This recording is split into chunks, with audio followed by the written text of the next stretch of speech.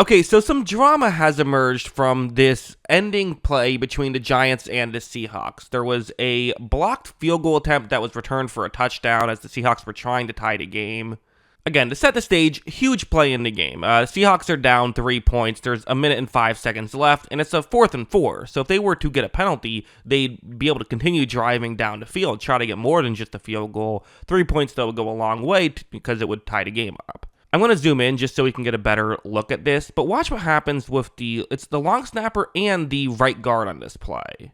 As you see, both of them are going to kind of get pushed in the back to keep them down, as now number 19 for the Giants can leap over them. And a lot of people are wondering, wait a second, is this a legal play? Well, let's look at what the illegal plays in this section would be. So these are the several illegal plays that come into play here. These would all be 15-yard penalties. So everything here is illegal. So jumping or standing on a teammate or opponent to block or attempt to block an opponent's kick or apparent kick, that didn't happen. Placing a hand or hands on a teammate or opponent to gain additional height to block a kick, blah, blah, blah. That didn't happen either. There's also, you can't pick up a teammate, which, yeah, I think that clearly didn't happen. And then finally, running forward and leaping across the line of scrimmage in an attempt to block a field goal try.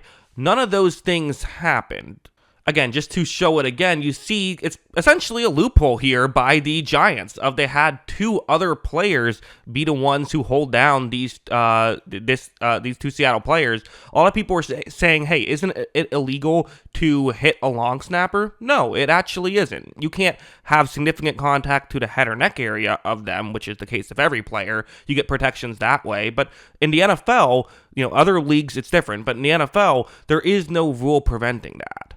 This definitely was confusing. Again, I would have loved to see the rules analyst explain this as it happened, but no, this was a very clever job by the Giants of kind of coming up with a loophole here in the rules to get this play to work. In NFL, maybe I don't know, it might not be something that they want to keep in play. They might be looking at changing this, but hey, if you're a team, this is something you have to pay attention to now. You have to be aware that this is something that could be happening because it's a legal play. The one other thing I should mention is that leap was not directly over the long snapper, which would have been a penalty as well. But because it was in the gap, it is not a penalty.